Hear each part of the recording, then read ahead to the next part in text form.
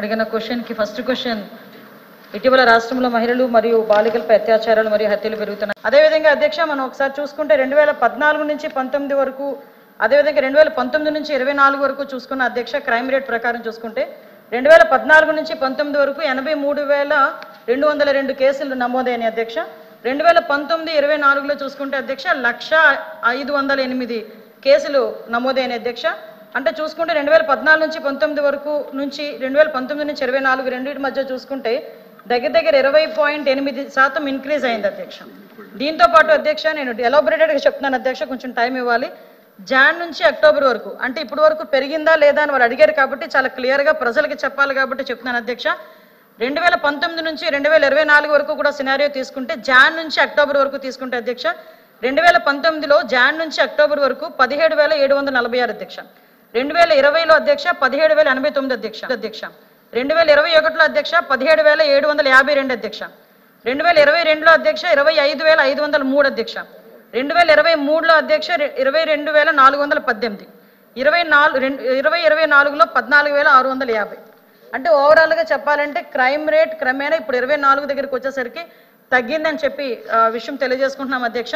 అదేవిధంగా అధ్యక్ష ఇప్పుడు మనకి సంబంధించి ఒకవేళ ప్రభుత్వం తీసుకున్న చర్యలు ఏంటంటే దీని వరకు పెరగడమా పెరగకపోవడం అనేది పక్కన పెడితే కంపల్సరీగా పోలీసింగ్ అనేది మహిళా భద్రత విషయంలో ఈ గవర్నమెంట్ చాలా ప్రముఖ పాత్ర వహిస్తుందని చెప్పడానికి అధ్యక్ష అనేకమైన రిఫార్మ్స్ కూడా తీసుకురావడం జరిగింది అధ్యక్ష.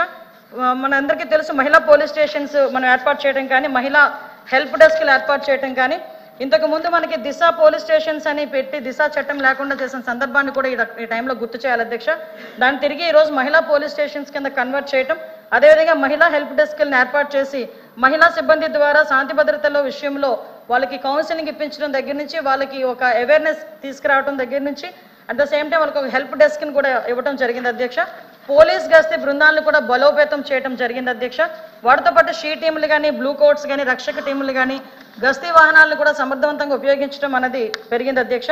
ముఖ్యంగా ఇంకోటి ఏంటంటే పోలీస్ డిపార్ట్మెంట్, ఐసీడబ్ల్యూ డిపార్ట్మెంట్, బాల సంక్షేమము, రైల్వేలు, బిఎస్ఎఫ్, జ్యుడిషియరీ మున్నటువంటి భాగస్వామ్య శాఖల మధ్య సమర్థవంతమైన సమన్వయంతో పోక్సో కేసులు మరియు చైల్డ్ మిస్సింగ్ కేసులని నివారించవచ్చని వాళ్ళందరికీ కూడా మేమందరం కూడా కోఆర్డినేషన్ చేసుకుని ముందుకెళ్ళడం జరుగుతుంది అధ్యక్ష. అదేవిధంగా సైబర్ క్రైమ్ బృందాలను కూడా బలోపేతం చేయడం జరిగింది. ఎక్కువగా మొబైల్స్ని బేస్ చేసుకొని పిల్లలకి ఎవరెవరు అన్నోన్ పర్సన్స్ దగ్గర నుంచి మెసేజ్లు, వాళ్ళతో పాటు కొంచెం వాళ్ళని ట్రాప్ చేయడం అంటూ జరుగుతున్నాయి కాబట్టి ఈ సైబర్ క్రైమ్ బృందాలను కూడా ఎక్కువగా ఏర్పాటు చేయడమే కాదు అధ్యక్ష, సైబర్ క్రైమ్ పోలీస్ స్టేషన్స్ని ఇంతకుముందు 3 పోలీస్ స్టేషన్స్ ఉండేవి అధ్యక్ష. ఇప్పుడు మళ్ళీ ప్రతి జిల్లాకి ఒక సైబర్ క్రైమ్ పోలీస్ స్టేషన్స్ కూడా ఏర్పాటు చేయడానికి ఈరోజు గవర్నమెంట్ ముందుకు వచ్చింది అధ్యక్ష. ముఖ్యంగా నిఘా పెంచడం అధ్యక్ష. ఇక్కడ మనం విమర్శించుకోవటమా ప్రతి విమర్శలు అన్నది కాదు అధ్యక్ష, ఇక్కడ మహిళల తాలూకా భద్రత అనేది చాలా ముఖ్యం. ఎందుకంటే 2014 నుంచి 19 వరకు పనిచేసిన సీసీ కెమెరాలు కూడా 19 నుంచి 24 దగ్గరికి వచ్చేసరికి సీసీ కెమెరాస్ కూడా మొత్తం అంతా పనిచేయడం మానేసినాయి అధ్యక్ష. ఈవెన్ చాలా మట్టుకు పోలీస్ డిపార్ట్మెంట్కి సంబంధించి ఈ ఫింగర్ ప్రింట్ ఐడెంటిఫికేషన్ సంబంధించి డివైజెస్ ఇలాంటివన్నీ కూడా లేకుండా ఉండడం జరిగింది అధ్యక్ష. వీటన్నిటిని కూడా మళ్ళీ మేము పునరుద్ధరించడం జరిగింది అధ్యక్ష. ముఖ్యంగా ప్రజలకు అవగాహన కల్పించడంలోని, ఈ కఠినమైన చట్టాలని తీసుకురావడంలో కానీ, ఒక స్పెషల్ కోర్టులు ఏర్పాటు చేయడంలో కానీ, అదేవిధంగా ఆపరేషన్ ముస్కాన్, ఆపరేషన్ స్వేచ్ఛ విముక్తి ఇటువంటి అన్ని విషయాల్లోని కూడా అవేర్నెస్ క్యాంప్స్ తీసుకురావటం కానీ, బాలికల కోసం 1098 హెల్ప్ లైన్పై అవగాహన కల్పించడం, ఇవన్నీ కూడా చేయడం జరుగుతుంది అధ్యక్ష. అదేవిధంగా అధ్యక్ష మనందరికీ తెలుసు ముఖ్యంగా మీరు 3rd క్వశ్చన్ అడిగారు అధ్యక్ష, action taken by government against those responsible అని. సుమారుగా ఈ కేసులకు సంబంధించి 7393 కేసులకు సంబంధించి 12,115 మందికి నోటీసులు ఇవ్వడం, అరెస్ట్ చేయడం కూడా జరిగింది అధ్యక్ష. సభకు నమస్కారం అధ్యక్ష. ఈ ప్రభుత్వం వచ్చి 5 నెలలు అయ్యింది అధ్యక్ష. అంటే ఇంచుమించు 150 రోజుల్లో అందరూ ఒప్పుకోవాల్సిన నిజం ఏంటంటే మహిళల మీద అత్యాచారాలు, హత్యలు లేదా లైంగిక దాడులు, లైంగిక వేధింపులు చాలా పెరిగిపోయాయి అధ్యక్ష. నిజం చెప్పాలంటే ఇప్పుడే హోమ్ మినిస్టర్ గారే చెప్పారు, యావరేజ్గా 59 కేసులు రోజుకి నమోదు అయ్యాయి అనేసి. అంటే 8,865 కేసులు. నేను మాట్లాడమ్మా. అయితే ఇన్ని ఎక్కువ అంటే గంటకి ఇంచుమించు 2-3 మహిళల మీద ఇలాంటి వేధింపులు, అత్యాచారాలు, హత్యలు ఇలా జరుగుతున్నాయనేసి మనకు ప్రభుత్వమే చెప్తుంది అధ్యక్ష. అంటే ఎంత దారుణమైన పరిస్థితులు ఉన్నాయో మనం అర్థం చేసుకోవచ్చు అధ్యక్ష. అసలు ఎంత ఘోరం అంటే 9 ఏళ్ల బాలికను మొక్కలు చేసేసి అత్యాచారం చేసి మొక్కలు చేసేసి ఒక నదిలో విసిరేశారు అధ్యక్ష. 4 నెలల పైన అయింది ముచ్చుమరిలో, ఎప్పటికి కూడా కనిపెట్టలేకపోయింది ప్రభుత్వం అధ్యక్ష. అలాగే 3.5 ఏళ్ల పాపని అత్యాచారం చేసి దారుణంగా కొరికేశారు అధ్యక్ష. అలాంటి ఆమెని చంపేసి విసిరి పడేశారు అధ్యక్ష. మనం చూసాం నగరి కాన్స్టిట్యున్సీలో. అలాగే హిందూపురం కాన్స్టిట్యున్సీలో అత్తా కోడళ్ళ మీద గ్యాంగ్ రేప్ అధ్యక్ష. అలాంటిది అసలు మన రాష్ట్రంలో చాలా రేర్ సంఘటనలు అధ్యక్ష. అలాగే నర్సరీలో పనిచేసే మహిళను తీసుకెళ్లి చెట్టుకు కట్టేసి అత్యాచారం చేసి దారుణంగా చంపేసిన విషయం మనం చూసాం అధ్యక్ష కడియంలో. ఇంత దారుణమైన నేరాలు రోజు రోజుకి చాలా పెరిగిపోతూ ఉన్నాయి అధ్యక్ష. దీనికైతే నేను అనుకుంటున్నాను ఖచ్చితంగా ఇది ప్రభుత్వ వైఫల్యము, పోలీసుల వైఫల్యం అయితే ఖచ్చితంగా ఉంది అధ్యక్ష. నేను ఇప్పుడు అడుగుతున్నాను ప్రభుత్వానికి, ఇన్ని దారుణాలు రోజు వింటున్నాం కదా, గతంలో గత ప్రభుత్వం దిశ యాప్ అని ఒకటి తీసుకొచ్చింది అధ్యక్ష. నిజంగా దిశ యాప్ ఉండేప్పుడైతే ఈ రాష్ట్రంలో మహిళలు చాలా ధైర్యంగా ఫీల్ అయ్యేవారు అధ్యక్ష. బయటికి వెళ్ళినప్పుడు ఎవరైనా అల్లరి పెట్టినా దిశ యాప్ ప్రెస్ చేసి SOS బటన్ ప్రెస్ చేస్తే చక్కగా పోలీసులు కొన్ని నిమిషాల్లోనే వస్తారు అని చెప్పి చాలా ధైర్యం ఫీల్ అయ్యేవారు. దానికోసం అనేసి 900 పైగా 2 వీలర్ వెహికల్స్, అలాగే 160 పైగా 4 వీలర్ వెహికల్స్, అలాగే దిశ వ్యవస్థ కూడా జగనన్న తీసుకురావడం జరిగింది అధ్యక్ష. ఇప్పుడు ఆ దిశ యాప్ ఈ ప్రభుత్వం కొనసాగిస్తుందా లేదా నేను అడుగుతున్నాను అధ్యక్ష. ఒకవేళ కొనసాగిస్తే ఇప్పటికీ ఎన్ని కేసులు ఈ దిశ యాప్ ద్వారా నమోదయ్యాయి అని అడుగుతున్నాను అధ్యక్ష.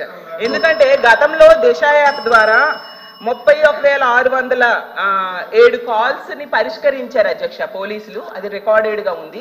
మరి ఇప్పుడు దిశ యాప్ అసలు కొనసాగిస్తున్నారా లేదా, లేకపోతే దానికి సమాంతర వ్యవస్థ ఏదైనా తీసుకొచ్చారా? మరి ఇంకోటి అధ్యక్ష ఇంకా ఉంది, 18 దిశ పోలీస్ స్టేషన్స్ కూడా గతంలో జగన్మోహన్ రెడ్డి గారు పెట్టారు అధ్యక్ష. దానిని కూడా వాటిని కొనసాగిస్తున్నారా లేదా కూడా అడుగుతున్నాను అధ్యక్ష. అలాగే